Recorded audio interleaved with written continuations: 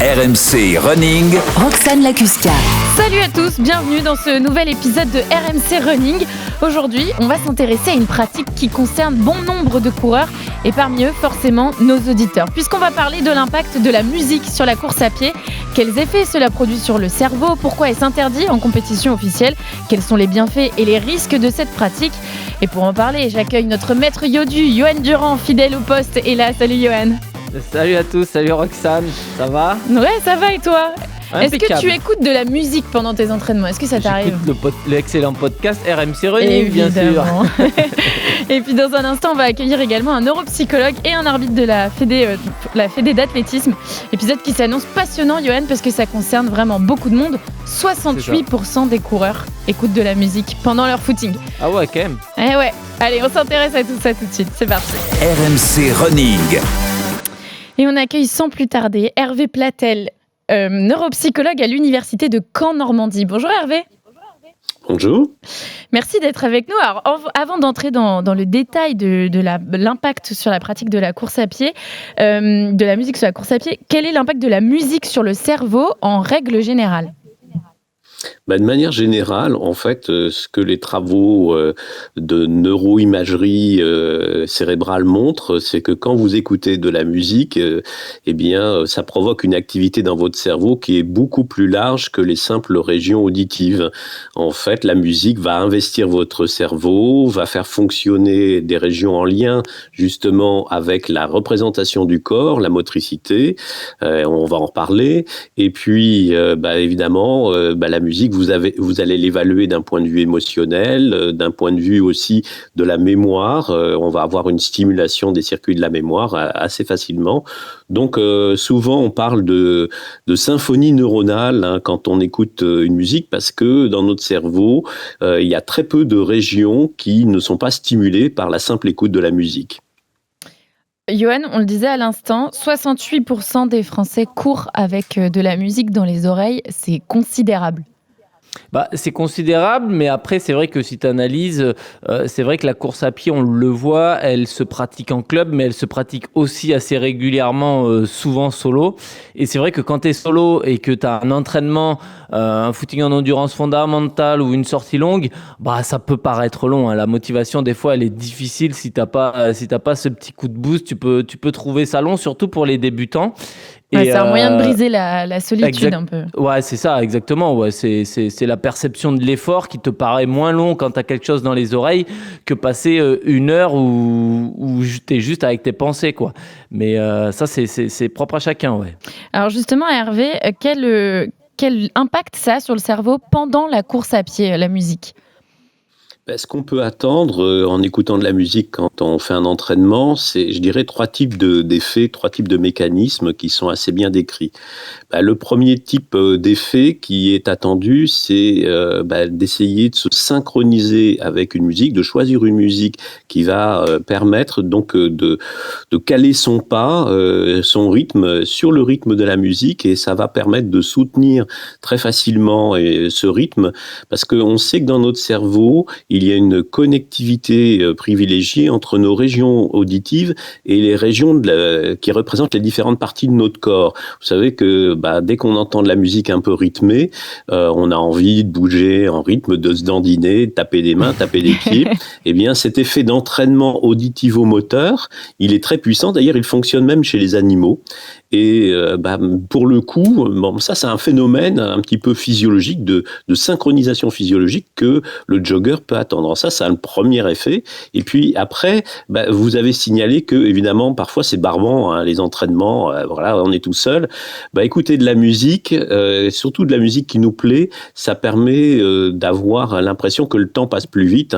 Même quand on fait pas du footing ou un entraînement, écouter de la musique et qui nous plaît, on a l'impression que le temps passe plus vite. Ça, c'est une constante attendue. Mais je pense que le deuxième effet qui est important pour l'entraînement, c'est que on va avoir un détournement de l'attention par la musique de la douleur physique ou en fin de compte de l'effort à maintenir. Et ça s'explique très très bien par le fait que on va concentrer notre attention sur la musique et les circuits liés à l'attention vont pas être sollicités ou attirés vers en fin de compte la prise de conscience de la douleur ressentie dans les muscles, c'est ça, etc. La perception de l'effort sera pas la même. Absolument. Et en fait, c'est un effet d'hypnose, c'est comme l'hypnose, c'est-à-dire on va détourner l'attention de la douleur ressentie de manière à ce que on continue notre effort sans avoir l'impression d'être dans un effort douloureux. Puis le troisième effet, c'est un petit peu de cumuler aussi l'effet plaisir. On sait que quand on écoute de la musique, si c'est une musique qu'on aime bien, on va avoir la libération d'un certain nombre de substances liées au bien-être, la dopamine, parce que ça va constituer une récompense, la noradrénaline, etc. Donc on va baisser notre taux de cortisol, on va augmenter nos neurotransmetteurs au bien-être qui vont provoquer un effet bien-être. C'est la molécule du stress. Voilà. Donc en fait, c'est tout le cumul de ces effets-là qui font que, effectivement, utiliser la musique pour un entraînement peut être positif et qu'on comprend bien pourquoi on ne peut pas l'utiliser dans une compétition officielle parce que s'il y a des gens qui ont la musique pour se soutenir et d'autres pas, ils ne sont pas, logés à la même enseigne. Yoann, tu confirmes que quand on écoute de la musique, la perception de l'effort n'est pas la même ? Ah ouais, oui, complètement. Ouais. On est moins à l'écoute de son corps. On a tendance un petit peu à suivre le rythme de la musique. Et c'est vrai que souvent, moi j'ai vu des athlètes qui couraient en musique et qui couraient un peu en sur-régime. C'est-à-dire que tu t'es un peu entraîné par l'espèce de tempo lié à la musique. Et du coup, c'est pas du tout adapté à tes vraies allures de course. Et du coup, ça te crée une fatigue prématurément et t'exploses. Et ça, faut faire attention. Et ça peut être un des risques. Ouais, alors c'est pas dangereux, c'est juste un risque d'un point de vue physiologique et d'entraînement. On n'est plus du tout dans les bonnes allures et donc ça c'est quand même un inconvénient. Et après la deuxième chose, c'est un peu la même chose que d'être à l'écoute de son corps, mais c'est penser quand on court. Généralement, il faut aussi penser à sa posture, penser à sa respiration, penser à sa foulée, penser à ces choses comme ça. Et c'est vrai que la musique, elle te distrait et t'es pas du tout concentré sur ça. C'est pour ça que moi, la musique, je l'écoute uniquement en footing, en endurance fondamentale.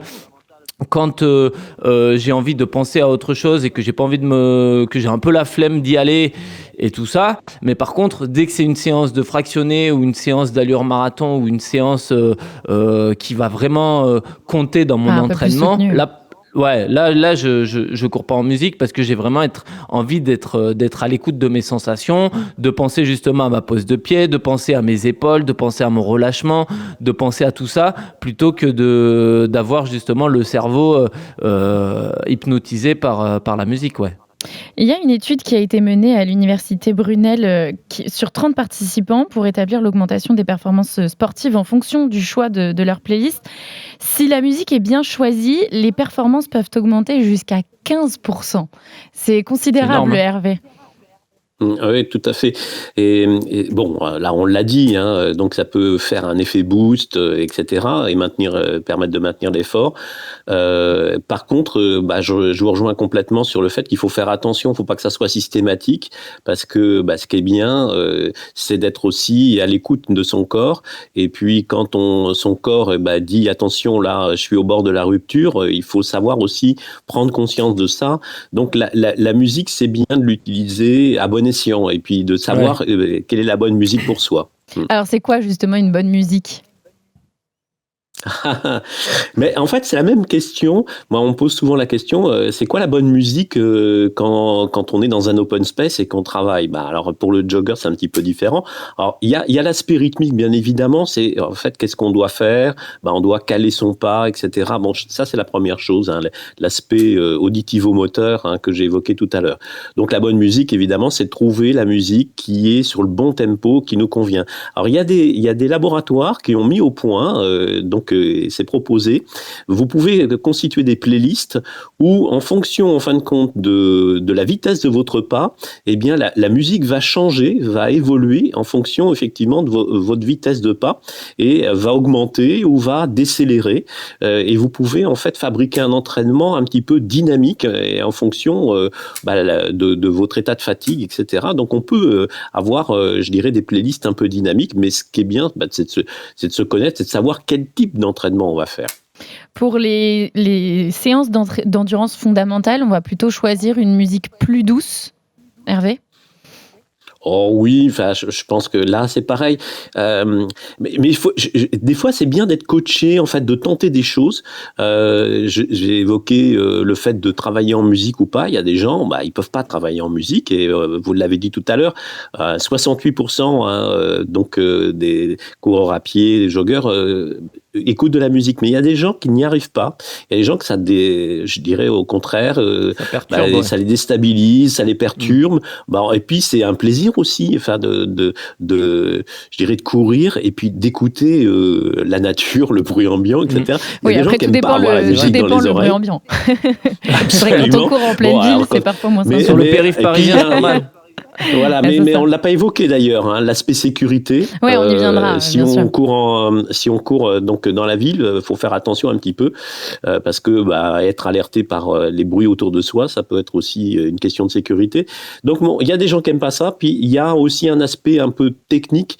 Enfin, c'est quel type de casque, les intras, etc. Il y a des gens qui aiment pas ça, et puis ça peut bouger avec. Il faut trouver les bons systèmes auditifs qui permettent effectivement de courir de manière confortable. Donc là, il y a plusieurs technologies possibles, même des technologies de conduction osseuse. Voilà, j'allais vous en parler. Est-ce que les casques à conduction osseuse sont justement les bonnes solutions ? Certains sportifs préfèrent effectivement parce que ça permet aussi de pas avoir les oreilles bouchées. Donc de ce point de vue-là, où je parlais de sécurité, c'est quand même pas mal. Après, la qualité de la musique est moindre, mais c'est peut-être pas ça le plus important. On en aura un d'ailleurs pour les auditeurs à faire gagner, même deux casques Shox Open Run Pro 2. On y reviendra à la fin du podcast, mais ce sera un des bons plans du jour. Johan, est-ce que toi tu écoutes de la musique pendant que tu t'entraînes ?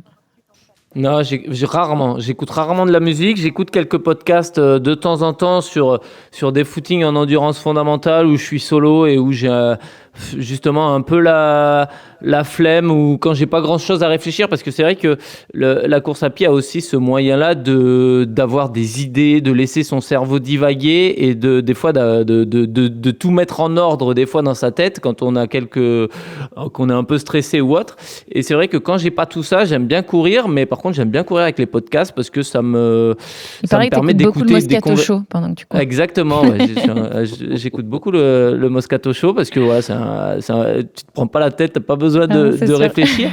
Mais RMC Running, c'est pas mal aussi. Bien mais sûr. Ouais, tu vois, t'as l'impression d'écouter une discussion comme si t'étais avec des gens autour de toi à discuter, sauf que là, tu t'interagis pas. Mais par contre, courir en musique, honnêtement, avec de la vraie musique, ça m'arrive, mais franchement, ça doit m'arriver 2-3 fois par mois.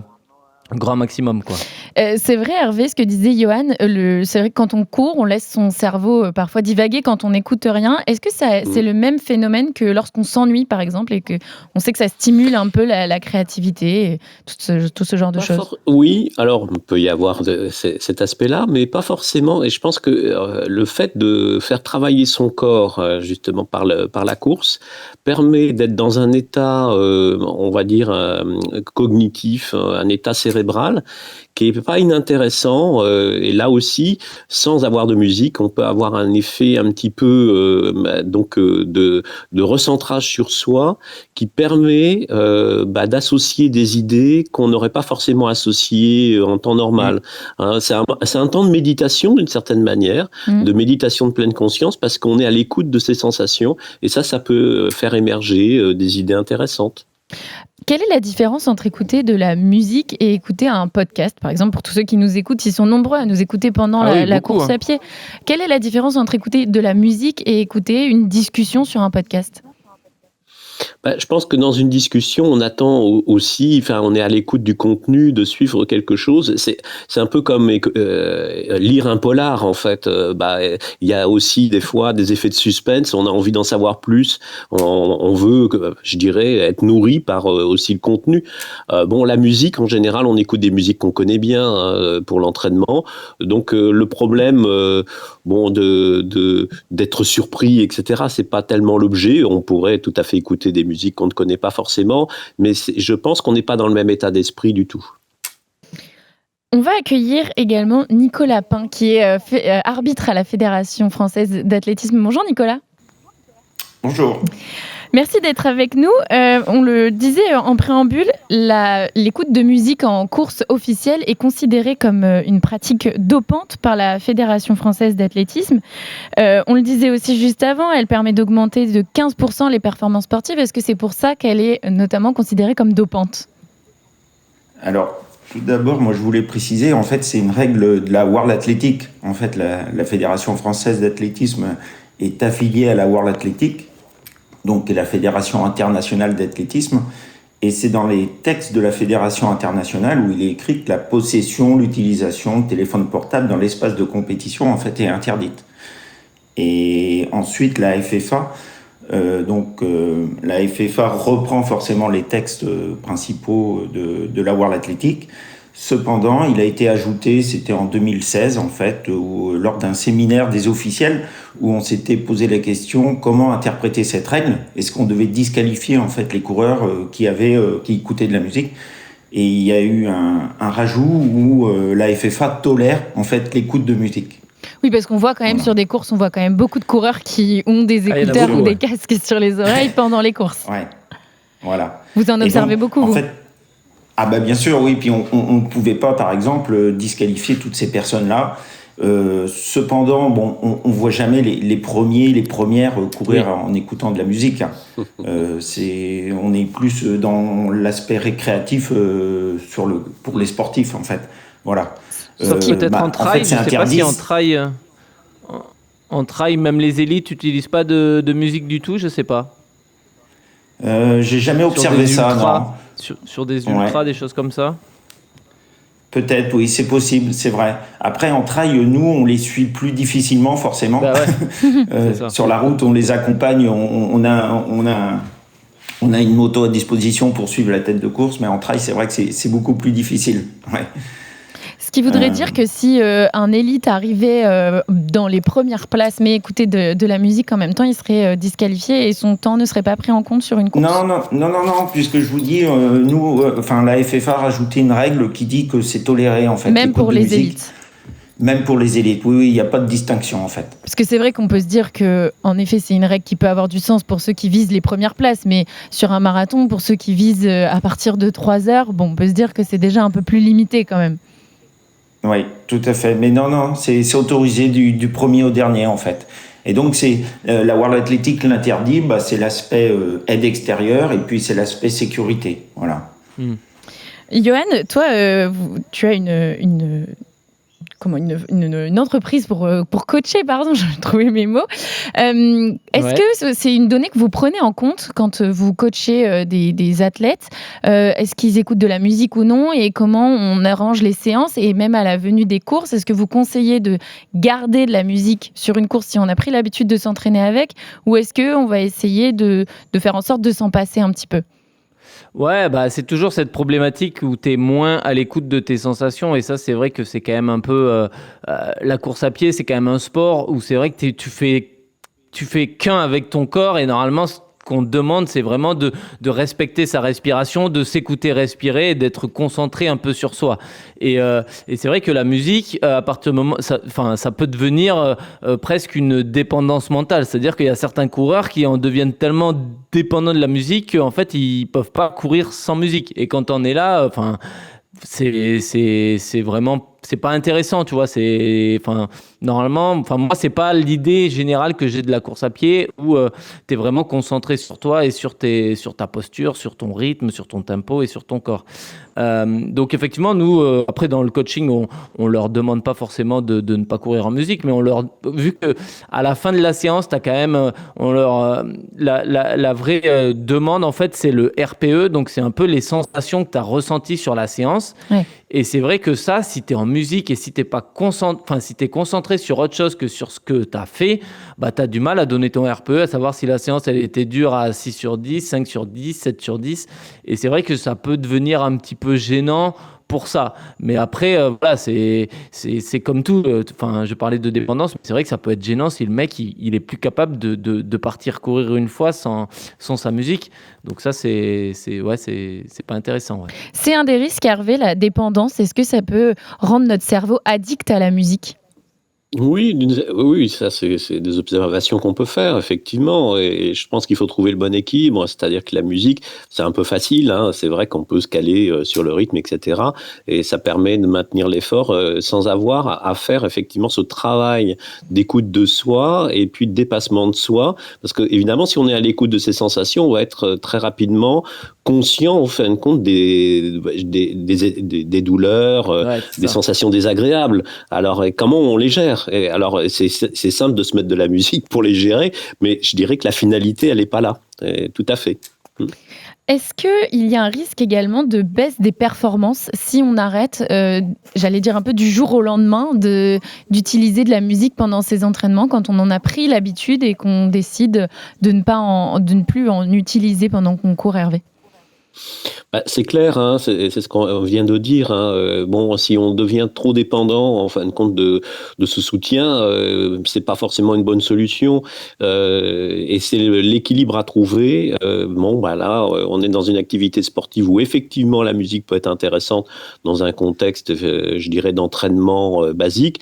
Mais je dirais que la finalité de ce sport, c'est justement d'être capable du dépassement de soi en toute conscience et en travaillant effectivement sur la manière de la maîtrise du corps.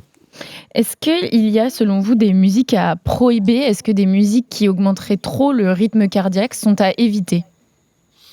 Je pense que là, c'est du bon sens. Hein. Ça vous viendrait pas à l'idée, pour soutenir votre effort, d'écouter de la musique de relaxation pour s'endormir. Comme de la même manière, écouter de la musique trance à 160 battements par minute, mais c'est quelque chose qu'on peut... pas super, quoi. C'est quelque chose qu'on peut observer dans des salles de sport, de fitness, par exemple. Oui, à la limite, mais je dirais que ça peut pas être dans la durée. Hein. Oui, quand c'est un sport plus cardio, il faut éviter.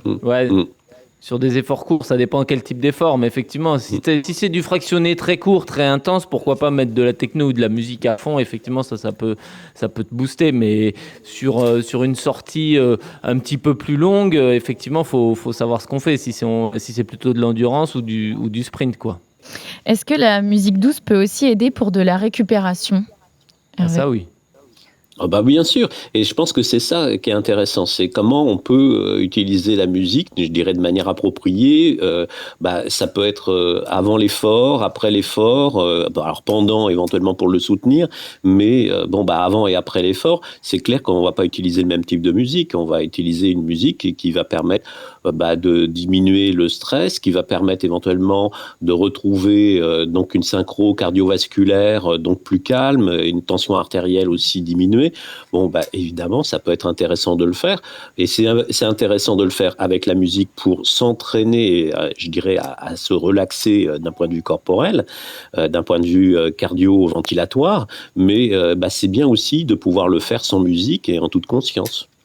Yoann, tu confirmes, ça aide pour la récup ? Ouais, moi j'aime bien, plutôt sur les phases d'étirement, d'assouplissement, des choses comme ça, mettre vraiment de la musique douce et relaxante pour récupérer. Ouais, t'as l'impression tu t'endors pas, mais tu fais vraiment un vrai retour au calme où tu fais redescendre le cardio.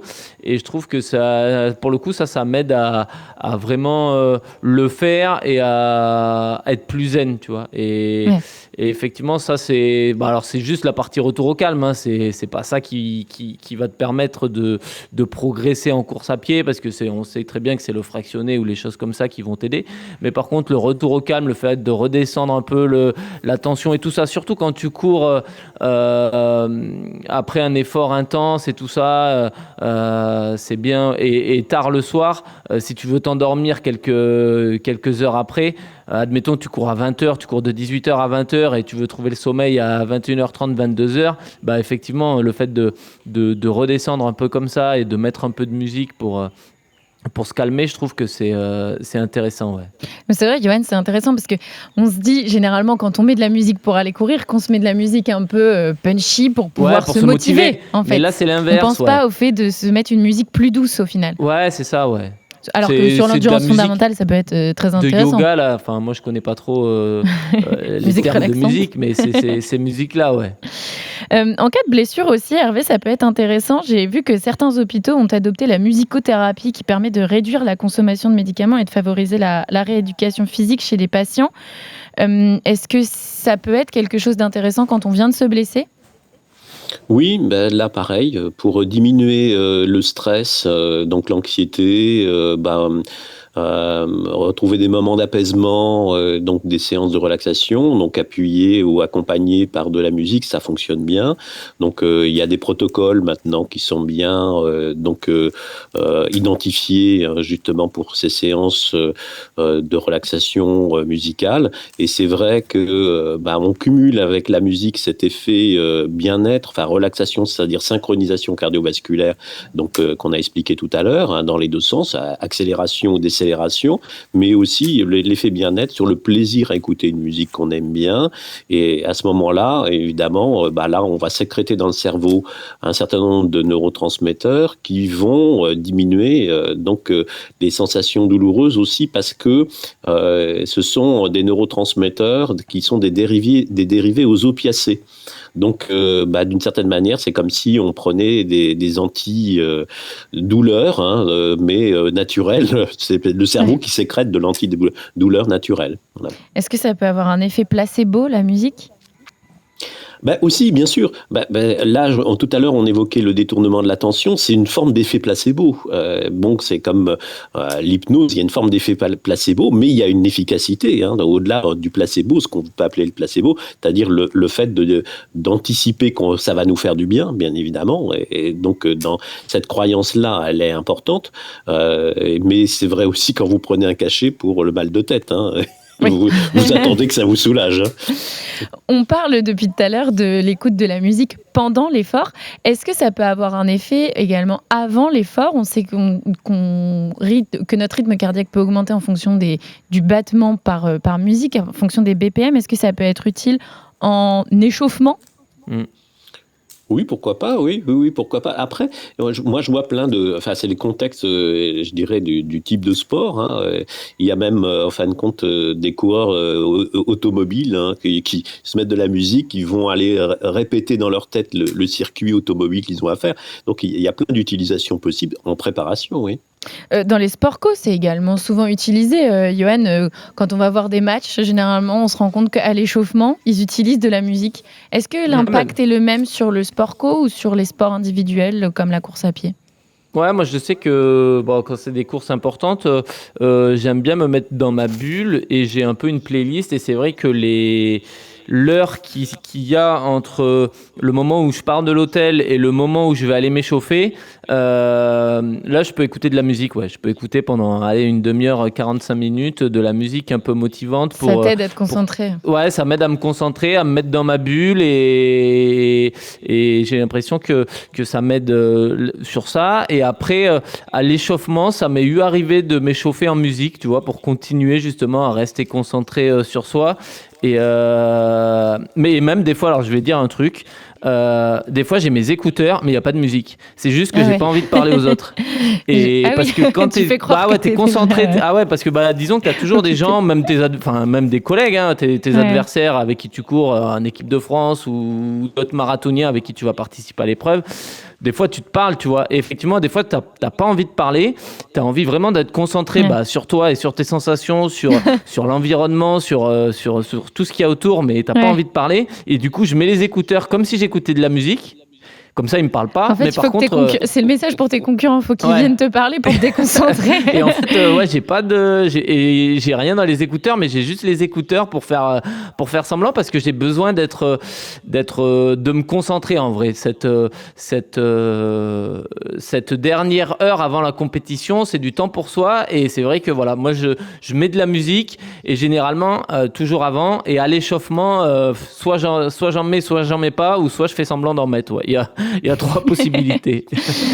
Nicolas, est-ce que vous observez sur les courses plus de personnes qui en utilisent en échauffement qu'en course ou c'est difficilement quantifiable ? Je pense que c'est difficilement quantifiable, oui. Vous disiez tout à l'heure que donc, par la Fédération française d'athlétisme, c'était toléré, que c'était une règle qui venait de World Athletics. Est-ce que ça veut dire que sur les courses qu'on va faire à l'étranger, il faut être un peu plus méfiant et par exemple sur les marathons, là, récemment, on a eu le marathon de Boston, le marathon de Londres. Est-ce que sur ces courses-là, il faut être un peu plus prudent qu'en France ? Ouais, je pense. Après, je connais pas vraiment les règles qu'ils appliquent eux de leur côté. Mais je pense qu'il faut être plus méfiant, oui. Alors, ce que je voulais rajouter aussi, c'est que, en fait, la Fédé, la FFA le tolère, mais si on avait un record d'Europe, un record du monde établi, nous, en France, avec quelqu'un qui écoute de la musique, ben là, par contre, ça serait pas homologué. D'accord, ça serait pas homologué par World Athletics. Ouais, voilà. Toi, Johan, est-ce que tu observes certains de tes copains qui courent avec toi, qui écoutent de la musique ou pas ? En compétition, non, jamais. En compétition, jamais. Jamais vu en compétition. À l'entraînement, oui, ça arrive. Après, le problème de courir en musique quand tu es en groupe, c'est que ça fait un peu... Oui, tu t'isoles. Ouais, ça fait un peu le mec qui s'isole et qui veut pas te parler, tu vois. Comme toi, pendant les échauffements, pas envie de parler aux autres. Moi, c'est avant la compète, donc c'est différent. Là, on est adversaires, on n'est pas collègues. Mais effectivement, non, ouais, c'est pas... Enfin, quand...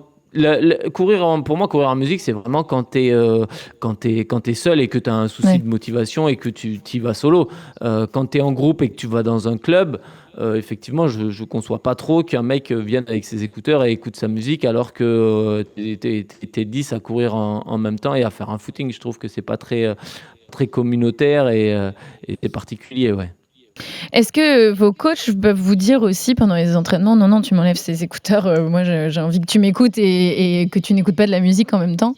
Ah non, mais complètement, ouais. Mais enfin, c'est vrai que c'est pour ça que sur les séances de fractionnés, je sais même pas comment tu peux courir avec de la musique parce que t'entends pas la montre qui bip, t'entends pas le coup de sifflet du coach, t'es vraiment pas concentré sur ce que t'es en train de faire. Et pour moi, la course à pied, c'est quand même important d'être concentré sur l'effort, d'être concentré sur et en plus, on n'en a pas parlé, mais enfin, on va y venir. Mais tout le volet sécuritaire, quand tu cours à des allures comme nous, à 21, 22, 23 km/h, si tu fais pas attention, et ça peut vite créer des accidents, quoi. Après, vous n'êtes pas hyper nombreux à courir à cette allure-là. Non, mais tu vois, tu vas sur une piste cyclable, par exemple, souvent, tu rattrapes des gens, tu rattrapes des enfants en vélo. Pistes, Ouais, c'est ça. On court pas toujours des fois que sur la piste d'athlée. Des fois, tu vas sur des voies vertes ou des pistes cyclables. Là, tu as des jeunes en vélo, t'as un peu du monde autour. Donc, faut faire attention à l'environnement qu'il y a autour. Ouais. On va évoquer forcément les risques que cela peut impliquer, notamment l'isolation que ça crée quand on se met un casque sur les oreilles. D'où l'utilité parfois de produits tels que des casques à conduction osseuse.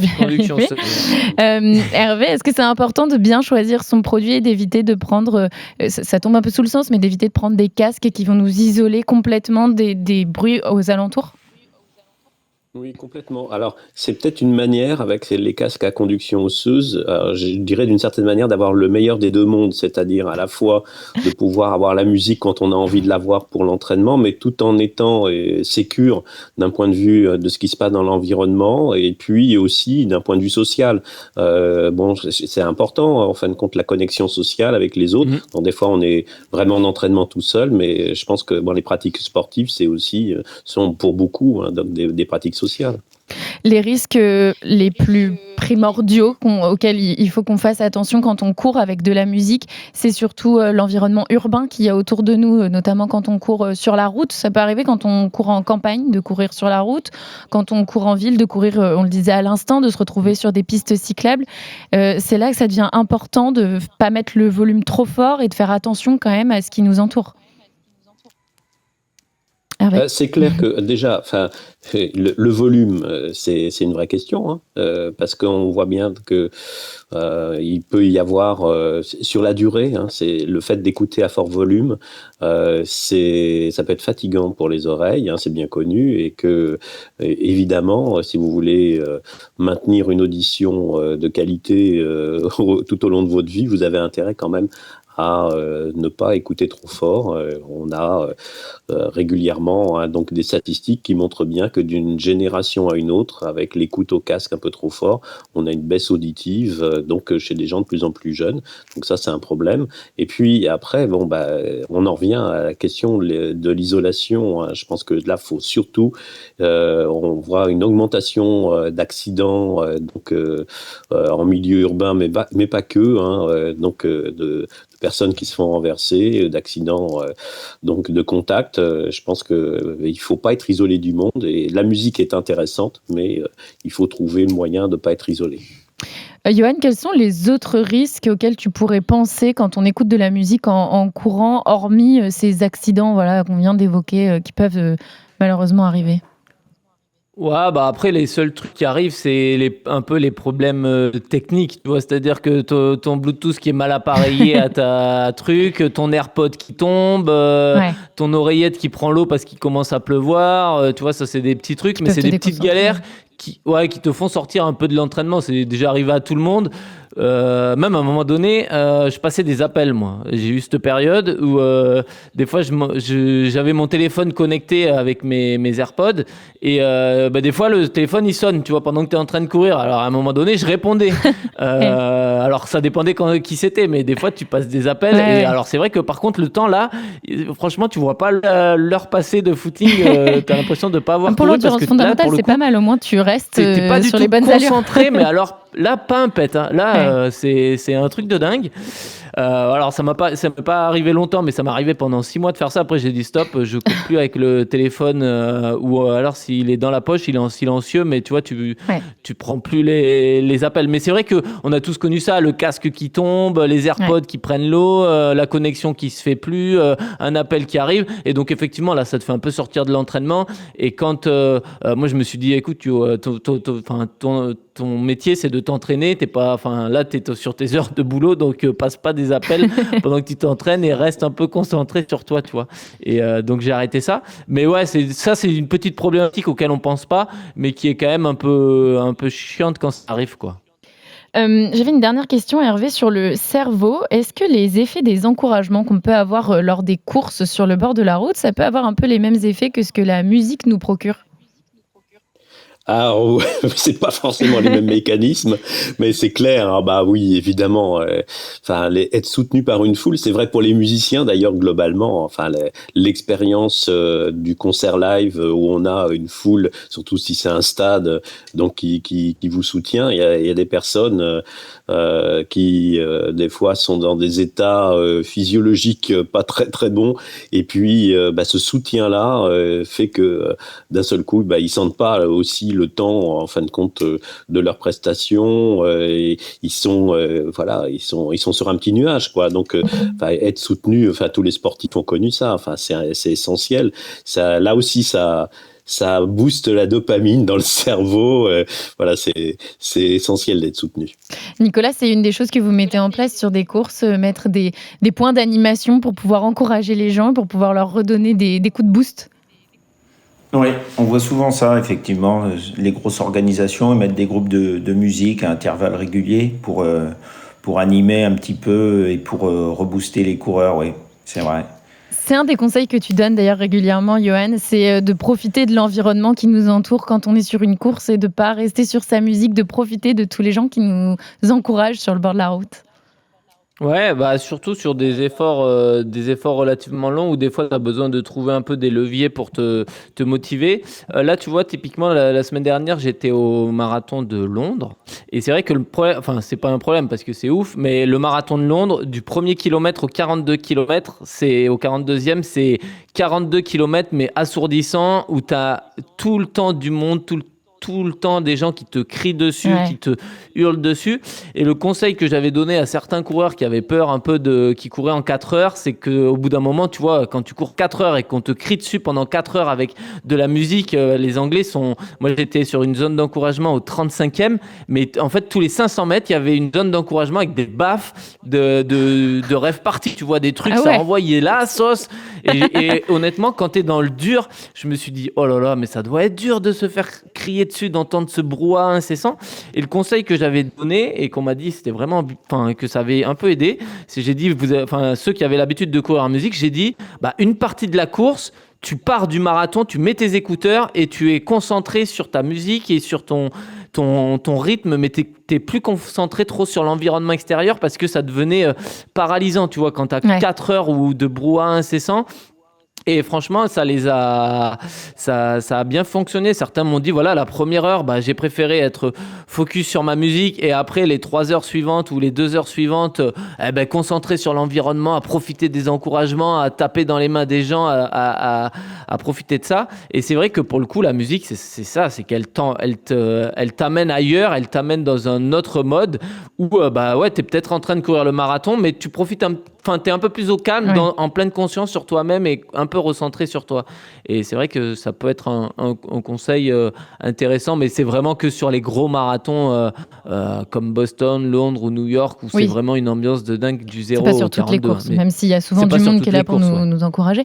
Hervé, j'ai juste une toute dernière question. Par quoi est-ce qu'on pourrait conseiller les coureurs pour compenser la musique pour ceux qui ont du mal à s'en passer, mais qui aimeraient essayer Vous conseillez quoi Nous, on conseille souvent de sourire pendant qu'on court. Est-ce qu'on peut vous conseiller d'essayer d'avoir des pensées positives Comment on peut essayer de duper un peu son cerveau autrement qu'avec la musique ? C'est vrai qu'alors, je pense que c'est toujours là aussi une question d'équilibre, c'est-à-dire il faut pas. Alors, on peut tout à fait imaginer, par exemple, s'imaginer un film qu'on a vu, etc. Enfin, détourner son attention là aussi, et puis essayer, en fin de compte, d'avoir des pensées qui permettent de détourner un petit peu, d'avoir de la motivation et de détourner un petit peu des sensations douloureuses. Mais toujours pareil, il faut trouver l'équilibre de manière à quand même être maître à bord, c'est-à-dire d'une certaine manière, il faut arriver en fait à avoir en fin de compte la maîtrise de son corps, tout en permettant à lâcher prise. Et ça, c'est un équilibre toujours un petit peu précaire à trouver. Merci Hervé Platel, neuropsychologue à l'université de Caen-Normandie, on le rappelle, et Nicolas Pain, arbitre de la Fédération française d'athlétisme, d'avoir été avec nous sur cet épisode. C'est passionnant tout ça et ça concerne évidemment beaucoup de monde. Au moins on sait qu'on peut courir en musique, que c'est toléré, tu vois. Voilà, moi je pensais que c'était exactement, vraiment c'est vrai qu'on pensait interdit, que c'était vraiment interdit et on a appris quelque chose. Donc voilà, vous pouvez continuer de courir pendant vos courses avec de la musique, vous ne serez pas disqualifié. Merci Hervé, merci Nicolas. Merci à vous. Et on va passer, Yoann, au bon plan du jour. RMC. Le bon plan matos. Et notre bon plan, Yoann, c'est un cadeau qui est quand même extraordinaire, que RMC Running peut faire gagner à 2 auditeurs. C'est le nouveau, on en parlait à l'instant, le nouveau casque à conduction osseuse Shocks Open Pro 2, qui offre une qualité sonore incomparable pour les grands amateurs de sport, offrant jusqu'à 12 heures d'écoute inégalée, équipé de microphones à réduction de bruit et d'un arceau en alliage de nickel et titane de qualité supérieure. Et t'en parlais juste avant, qui garantit aussi de pouvoir passer des conversations, d'avoir des conversations téléphoniques. Une clarté cristalline, même dans des conditions venteuses. Donc voilà, c'est un cadeau qui est quand même de haute qualité. Il me semble que t'en as un d'ailleurs. Ouais, j'en ai un, je cours un peu avec ça. C'est ce que j'utilise quand je cours parce que c'est vrai que c'est quand même... d'un point de vue sécuritaire, c'est quand même le top du top, hein, parce que tu restes vraiment... C'est assez bluffant. Moi, la première fois où j'y croyais pas trop, et la première fois où j'ai mis ça, j'ai trouvé ça hyper bluffant, parce que tu mets le casque, donc tu entends très bien la musique, mais si quelqu'un te parle, tu l'entends très bien aussi. Alors, tu as 2 conversations à la fois, donc là, il faut que le cerveau soit... il faut être concentré. Mais du coup... Effectivement, c'est assez bluffant et la particularité, c'est ça, c'est que tu peux être vraiment attentif à l'environnement. Donc, d'un point de vue sécuritaire, c'est hyper intéressant. Sécuritaire, tu peux pas faire mieux. Moi, avant, je courais classique avec des AirPods.